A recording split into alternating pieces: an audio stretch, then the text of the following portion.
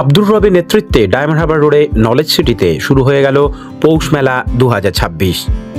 এ যেন এক টুকরো শান্তিনিকেতন। আগে হ্যাঁ, দক্ষিণ 24 পরগনা জেলার ডায়মন্ড হারবার রোড আমতলার কাছে হায়াতনগর রাজারহাটে নলেজ সিটি হাব, আর সেখানেই বিগত কয়েক বছর ধরে অনুষ্ঠিত হয়ে আসছে পৌষ মেলা। ইংরেজি নতুন বছরের প্রথম দিনে এই মেলার আনুষ্ঠানিক উদ্বোধন হয়ে গেল মহাসমারোহে।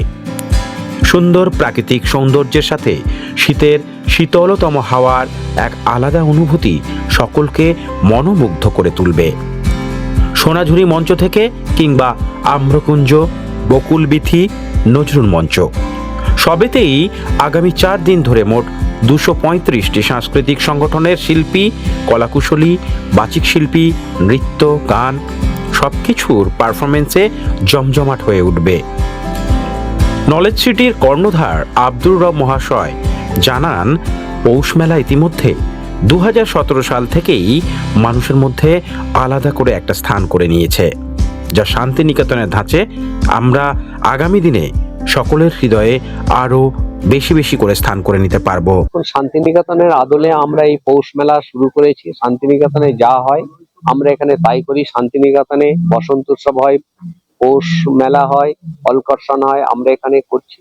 তাছাড়াও রবীন্দ্রনাথ, নজরুল, বিদ্যাসাগর এবং 21শে ফেব্রুয়ারি ভাষা দিবসটা পালন করছি। আমাদের ছেলেমেয়েরাই এখানে স্টল দিচ্ছে, তারাই খাবার তৈরি করছে, আবার তারাই বিক্রি করছে। তো এটা চেষ্টা করা হচ্ছে সেইভাবেই তৈরি করার জন্য।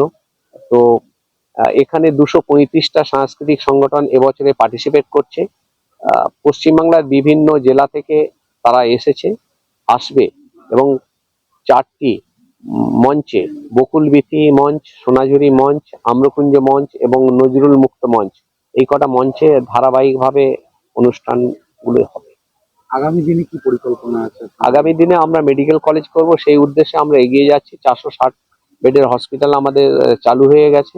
2026 সালে যাতে মেডিকেল কলেজ করা যায়, সেই জন্যই আমরা এগিয়ে চলেছি। এই অনুষ্ঠানে কে কে উপস্থিত ছিলেন? এই অনুষ্ঠানে প্রথম দিনে উপস্থিত আছেন ডক্টর নুরুল ইসলাম, আলামিন মিশনের প্রতিষ্ঠাতা, আছেন কাজী কামাল নাসের, কবি, এবং আসবেন যারা দিলীপ মণ্ডল, প্রতিমন্ত্রী পরিবহন, আসবেন মনোরঞ্জন ব্যাপারী এবং আরো অনেকে আসবেন। নতুন বছর আজ থেকে পড়লো, কি বার্তা দেবেন? আগামী বছর সুন্দরভাবে কাটুক, আমাদের মধ্যে সৌভ্রাতৃত্ব বোধ গড়ে উঠুক, আমাদের পশ্চিমবাংলা তথা সারা ভারতবর্ষে শান্তি বিরাজ করুক, এটাই হচ্ছে আমাদের আকাঙ্ক্ষা, এটাই আমাদের অভিলাষ। এই যে আপনি বলছেন যে পৌষ মেলা থেকে সংস্কৃতি উৎসব হবে, এতে যে মোবাইলটা উঠতে গুরুজনদের সম্মানটা পিছিয়ে রয়েছে, এটা আপনি কি চোখে দেখছেন বা কি বলবেন?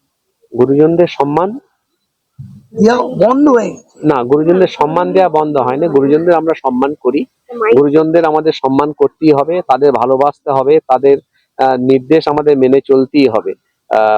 মোবাইলের জন্য তেমন কোনো অসুবিধা নেই, মোবাইল হয়ে আমাদের সুবিধা হয়েছে। আমাদের যোগাযোগ ব্যবস্থাটা খুবই ভালো হচ্ছে, মোবাইল ব্যবস্থা আমাদের খুবই ভালো, এবং আমরা আজকে মোবাইল দেখেই সবকিছু আমরা করতে পারছি। আমাদের লাইব্রেরি নিয়ে আমাদের ঘুরতে হচ্ছে না, লাইব্রেরিতে যেতে হচ্ছে না, আমরা মোবাইল নিয়েই সঙ্গে সঙ্গে লাইব্রেরির কাজটাও করে নিতে পারছি। মোবাইল আমাদের যোগাযোগ ব্যবস্থার মানে কি বলবো, এর থেকে আধুনিক ভালো ব্যবস্থা হতে পারে না, মোবাইল আমাদের সেটাই করছে। কিন্তু আজকে এই মোবাইলের জন্য তো বাচ্চারা খেলাধুলো ভুলে গেছে, সবকিছুই মানে মোটামুটি ওই মোবাইলের প্রতি আসক্ত হয়ে পড়ছে। পড়াশোনা কিন্তু পিছিয়ে রয়েছে। না, পড়াশোনা পিছিয়ে নয়, পড়াশোনা করতে হবে, মোবাইলও আমাদের দেখাতে হবে, মোবাইলও তাদের পড়াতে হবে, মোবাইলও তাদের শেখাতে হবে, কারণ আধুনিক যুগটা মোবাইল ছাড়া হয় না, আধুনিক যুগকে আমাদের গ্রহণ করতেই হবে। ব্যুরো রিপোর্ট, প্রিয় চিত্র সাথী news, diamond Harbour road, Amtala, দক্ষিণ 24 পরগনা।